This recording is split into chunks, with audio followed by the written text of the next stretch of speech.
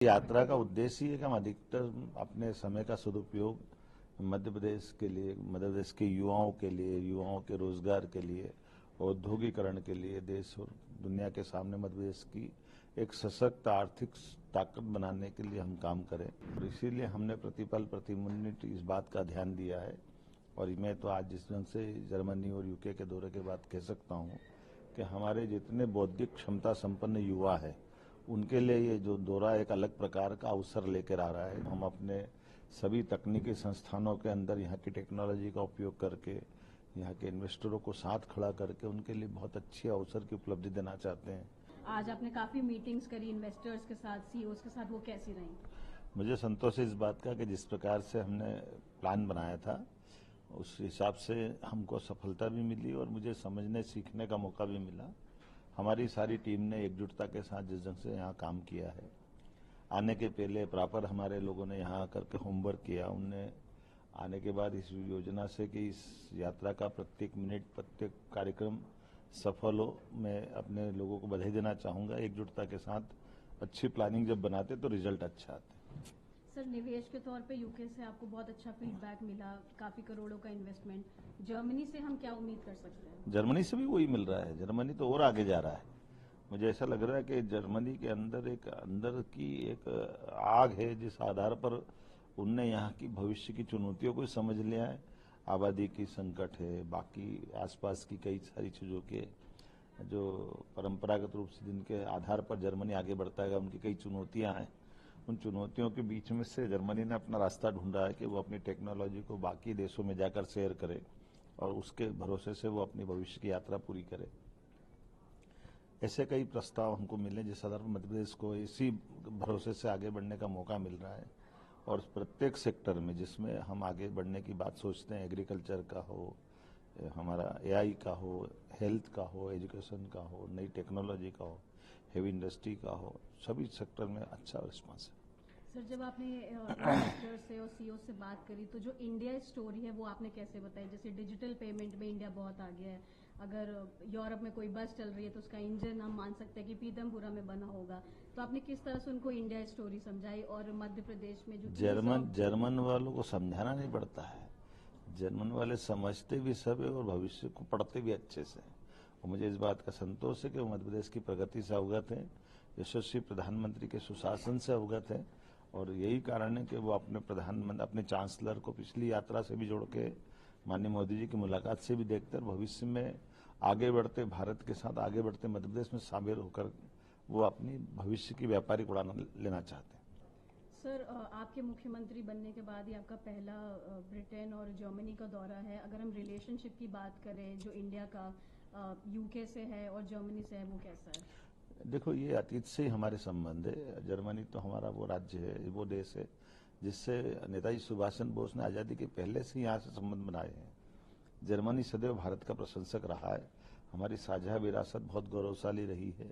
हमारे वेदों को दुनिया से परिचित कराने वाला अगर कोई देश है तो ये जर्मनी है, जिसमें मैक्स मुलर साहब ने कई साल पहले हमारे इस वेदों का अनुवाद करके दुनिया को वेद के उस ज्ञान से परिचय कराया है, संस्कृत के ज्ञान से परिचय कराया है। साझा संस्कृति में हमारी जर्मनी से सदैव संबंध हमारे बहुत अतीत के काल से बहुत अच्छे हैं।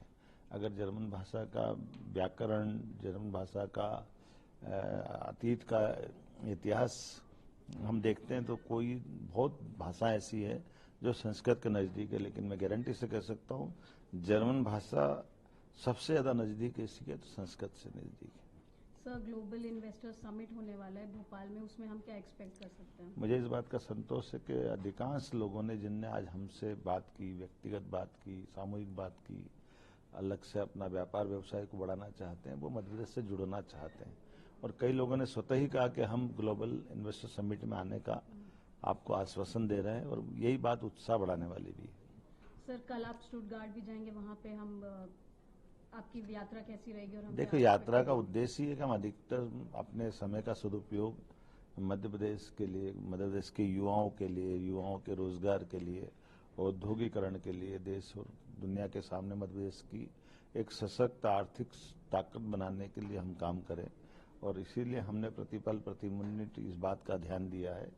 और मैं तो आज जिस ढंग से जर्मनी और यूके के दौरे के बाद कह सकता हूँ कि हमारे जितने बौद्धिक क्षमता संपन्न युवा है उनके लिए ये जो दौरा एक अलग प्रकार का अवसर लेकर आ रहा है, जब हम अपने सभी तकनीकी संस्थानों के अंदर यहाँ की टेक्नोलॉजी का उपयोग करके यहाँ के इन्वेस्टरों को साथ खड़ा करके उनके लिए बहुत अच्छे अवसर की उपलब्धि देना चाहते हैं, तो इसका लाभ निश्चित रूप से मिलेगा।